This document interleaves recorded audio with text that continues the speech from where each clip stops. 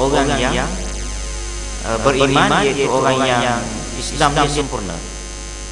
Orang Islam ni dia mengucap, buat sembahyang 5 waktu, zakat, haji, puasa, Islamlah dia. Ya. Baik. Tapi kadang-kala dia tidak sembahyang, tapi dia mengucap Islam. Ya. Baik. Mukmin ini dia lebih kepada apa ni orang panggil kesempurnaan Islam dia. Islam yang dia tu, yang ada pada diri dia tu, dia sempurnakan lagi. Dia kemas lagi jadi terangkat. Jadi mukmin. Dia kemas lagi, comel lagi, naik jadi muttaqin. Ya. Baik. Jadi di kalangan orang mukmin ini orang baik-baik dah. Jadi ditanya, macam mana nak tengok ataupun nak jadi orang mukmin yang paling sempurna iman? Ya. Maka jawapan Nabi, dia kata, buat baik kepada isteri. Jadi buat baik kepada isteri adalah tanda orang itu mempunyai kesempurnaan iman. Baik. Kenapa Nabi jawab lagu ni? Maknanya nak sempurnakan iman, tanda kesempurnaan iman itu ialah buat baik pada isteri. Kenapa? Pertama sekali tuan-tuan kena ingat, isteri ni Allah Ta'ala dia serah. Satu orang manusia yang Allah Ta'ala serah pada orang lelaki, kan, awak handle sepenuhnya.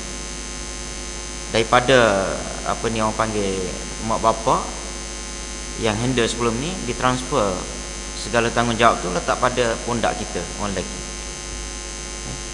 Oleh kerana itu duduk bawah tanggungjawab awak jagalah elok-elok dia. Buat baik. Jangan sakiti dia punya perasaan dia.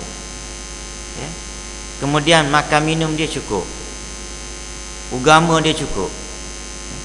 Makan minum itu, makan minum rumah itu dipanggil nafkah zahir. Ya. Baik, nafkah batin apa dia? Seks, agama, perasaan dia. Jangan nafkah batin. Apa ni nafkah batin itu ditafsirkan seks saja. Stop sampai situ. Ya. Sebab ramai orang faham macam tu. Ya. Nafkah batin ialah seks. Tak, batin itu ialah artinya batin. Batin ni benda duduk dalam. Benda duduk dalamnya apa dia? Perasaan, hak tak nampak belaka. Hati dia, kan? Akal dia, emosi dia. Akal dia nak apa dia? Makanan akal dia, ilmu agama lah, nombor 1. Lepas tu ilmu lain. Ya. Kemudian perasaan dia, perasaan dia itu kita kena jagalah. Jangan sampai dia susah hati kerana kita tak jaga dia. Ya. Baik. Jadi sebab itulah maknanya Nabi kata, kalau kamu jaga orang perempuan yang diserah kepada kamu ni, maka sempurnalah iman kamu. Ya. Sebelum kahwin, kan, nak sempurna iman ni, Nabi kata apa dia? Bila kamu kahwin, maka separuh daripada takwa kamu dah sempurna. Tapi bila kamu kahwin, bila kita belum kahwin, lepas tu kita ataupun orang muda lah, dia tak kahwin, bila dia kahwin saja separuh daripada takwa dah penuh dalam dada dia. Tinggal lagi nak penuhnya apa dia? Separuh lagi. Bila dah kahwin, kita pun okey, cantik, maka nak suruh sempurnanya iman kamu jaga elok-elok. Baik, kesan dia kepada jaga isteri ni ialah pertama sekali kelahiran zuriat. Dia ada kesan. Sebab tu maknanya kita tengok sejarah, dari sudut sejarah, kenapa dalam peristiwa hijrah ditunjukkan satu orang perempuan yang bernama Asma. Satu orang perempuan yang bernama Asma dilibatkan dalam pergerakan hijrah. Tak lama lagi kita nak hijrah. Dia ni kerja dia apa dia? Naik bukit, dia hantar makanan. Masa tu tuan-tuan ingat, Asma ni dia tengah mengandung. Nabi tugaskan dia hantar makanan. Nabi libatkan satu orang perempuan, Asma bin Abu Bakar, anak Abu Bakar. Bukan kerana ayah dia saja, bukan kerana ditugas tu kerana nak pergi makan nak pergi hantar makanan kepada Rasulullah dan juga ayah dia, tidak. Ditugaskan masa tu dia mengandung. Kalau dah dari sudut logik, Nabi takkan tak boleh fikir. Kan? Orang perempuan lepas tu mengandung pula nak suruh panjat naik bukit. Nak pergi hantar makanan padang pasir. Tapi Nabi libatkan juga pasal penglibatan satu orang perempuan dalam aktiviti keagamaan akan memberi kesan kepada anak yang dikandung. Itu dia. Jadi suami dia kena libatkan. Suami kena libatkan isteri dia dalam aktiviti keagamaan. Mari dengar kuliah ke, itu antara yang paling simple lah. Bukan nak suruh pergi orang panggil berjuang, pergi perang dah. Mari dengar kuliah supaya duduk dalam masjid mengandung. Tengah-tengah mengandung duduk dalam masjid maghrib isyak. Lepas tu subuh sekejap 5-6 minit tiap-tiap hari. Tuan-tuan bayangkan macam mana kesan kepada anak. Baik.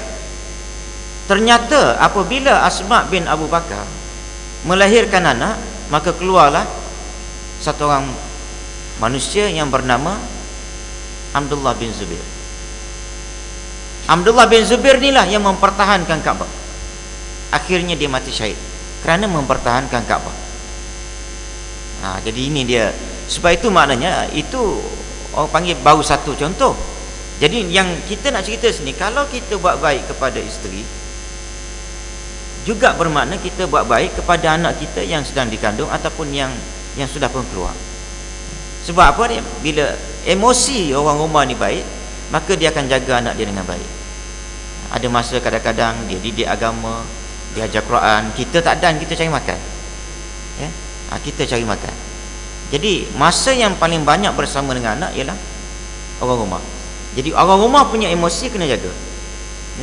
Supaya dia tidak maknanya memberi kesan kepada anak-anak yang duduk di bawah tanggungjawab dia. Itu dia punya orang panggil dipanggil sistem piramid lah tu. Sistem piramid. Ayah, isteri, pecah pada anak-anak. Dari sudut pendidikan agama. Jadi sebab itu Nabi dia kata lagu tu bukan maknanya kita saja yang sempurna iman. Tapi dia akan menyempurnakan iman anak kita, isteri kita sekali.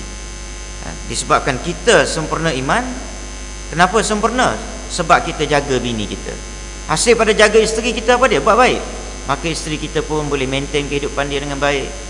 Boleh khidmat dengan kita terhadap kita sebagai suami dengan baik. Lepas tu boleh jaga anak-anak kita. Maka anak-anak ini bila dijaga, dia akan memberi kesan yang baik kepada Islam seluruhnya. Akan lahirlah di sana anak-anak yang ada pegangan agama, hidupnya beragama. Maka masa tu duduk mana pun anak tu dia akan jadi baik. Duduk di pejabat jadi baik, tak duduk jabat nega pun dia baik. Tak ada mikir benda-benda yang orang panggil nak buat benda-benda haram. Walaupun ada terdedah di depan dia peluang-peluang untuk buat benda haram dalam dunia perniagaan, dalam dunia korporat, dalam dunia orang panggil makan gaji ke apa semua.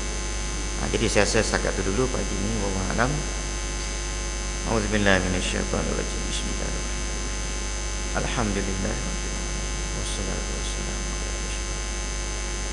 ala rasulillah. Allahumma ighfir lana warhamhum kama rabbayana wa li jami'il muslimin wal muslimat al-ahya'i minhum sallallahu alaihi wasallam. Alhamdulillah.